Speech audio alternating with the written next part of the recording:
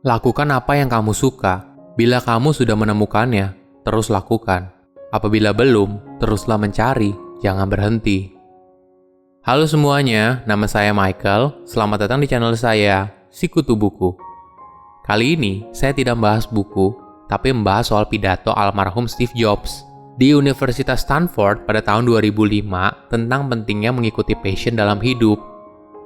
Sebelum kita mulai, buat kalian yang mau support channel ini agar terus berkarya, caranya gampang banget. Kalian cukup klik subscribe dan nyalakan loncengnya. Dukungan kalian membantu banget supaya kita bisa rutin posting dan bersama-sama belajar di channel ini. Pidato Steve di Universitas Stanford adalah salah satu pidato kelulusan terbaik. Apa yang membuat pidato ini begitu menginspirasi? Ternyata Steve bukan tipe orang yang percaya diri. Pada pagi hari sebelum memberikan pidato kelulusan, dia bangun dengan kegelisahan yang luar biasa. Bahkan istrinya bilang itu adalah momen dalam hidup Steve yang paling gelisah. Apa yang terjadi? Ternyata pidato itu memiliki makna yang dalam bagi Steve. Dia telah berlatih berulang kali untuk menyampaikan pidatonya. Seperti berbicara keras saat di rumah, bahkan ketika makan malam keluarga.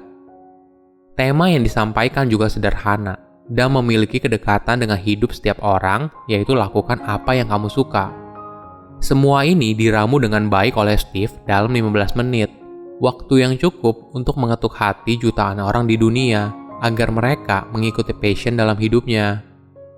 Steve membagikan 3 cerita pribadinya dalam pidato ini. Pertama adalah cerita tentang connecting the dots atau menghubungkan titik demi titik. Steve mengawali ceritanya kalau dia merupakan mahasiswa dropout dari Reed College setelah 6 bulan kuliah di sana. Tapi dia masih tetap berada di lingkungan kampus selama 18 bulan sebelum akhirnya benar-benar keluar. Apa alasan dia untuk dropout? Steve lahir dari ibu muda yang tidak kuliah dan berencana menaruh Steve kecil untuk diadopsi. Ibunya ingin agar Steve bisa diadopsi oleh keluarga lulusan universitas. Dan akhirnya dia direncanakan untuk diadopsi oleh keluarga pengacara dan istrinya. Sayangnya, di menit-menit terakhir, calon orang tua angkat Steve memutuskan untuk tidak mengadopsi dia karena mereka menginginkan anak perempuan.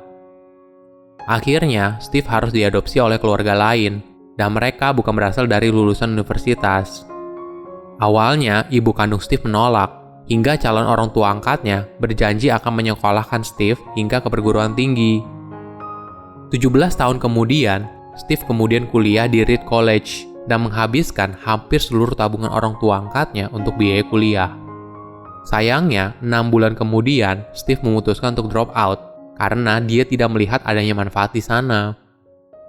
Waktu itu, dia tidak tahu apa yang dia mau dalam hidup, dan Steve juga tidak yakin perguruan tinggi mampu membantu dia untuk menemukannya. Pada masa itu, tentu saja merupakan momen yang cukup menakutkan. Dia mau jadi apa ke depannya? Namun, ketika dilihat ke belakang, itu adalah keputusan terbaik yang diambil Steve dalam hidupnya. Saat drop out, Steve hanya ikut kelas yang menarik minatnya. Sebagai contoh, dia ikut dalam kelas kaligrafi di Reed College, yang merupakan kelas terbaik di Amerika Serikat pada masa itu. Steve belajar soal kaligrafi, tipografi huruf seperti serif dan sans serif, kombinasi huruf, dan jarak antar huruf. Yang paling penting adalah dia belajar soal tipografi yang bagus. Mungkin kelihatannya, saat itu tidak ada dampak kelas itu bagi hidupnya. Tapi 10 tahun kemudian, ketika Steve mendesain komputer Macintosh pertama, dia baru sadar efek dari kelas kaligrafinya. Mac merupakan komputer pertama yang memiliki tipografi yang indah. Jika Steve tidak drop out, maka dia tidak akan ikut kelas kaligrafi, dan komputer pribadi tidak mungkin punya huruf yang indah. Tentu saja, tidak mungkin menghubungkan titik demi titik pada saat dia kuliah. Tapi, ketika dia lihat ke belakang, semua titik itu terhubung satu sama lain. Kamu tidak akan bisa menghubungkan titik demi titik dengan melihat ke depan.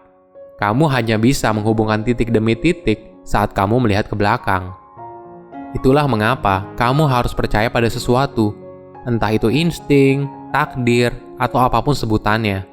Kalau di masa depan, titik itu akan terhubung satu sama lain. Cerita kedua Steve adalah soal cinta dan kehilangan. Dia merasa kalau dirinya merupakan orang yang beruntung karena tahu apa yang dia suka saat masih muda. Semua itu bermula ketika Steve berumur 20 tahun dan bekerja dari garasi orang tuanya.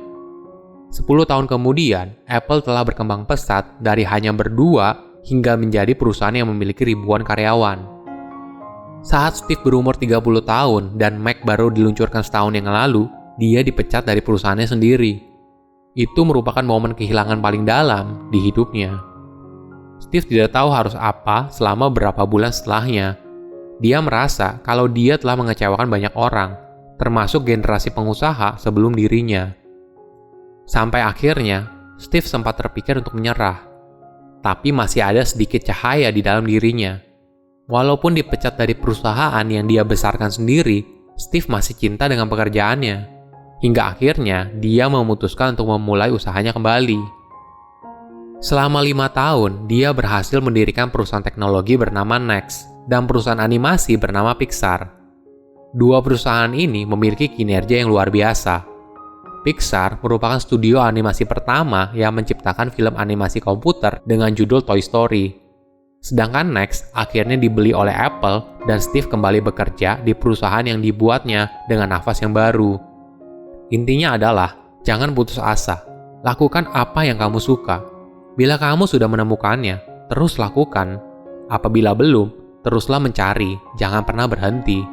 Hingga suatu saat, kamu akan menemukannya. Cerita Steve yang ketiga adalah soal kematian. Ketika dia berumur 17 tahun, ada satu kutipan yang selalu terngiang-ngiang di pikirannya.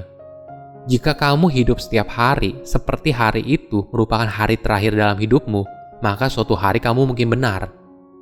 Sejak saat itu, Steve selalu melihat ke cermin setiap pagi dan bertanya pada dirinya sendiri, jika hari ini adalah hari terakhir dalam hidup saya, apa yang akan saya lakukan di hari ini?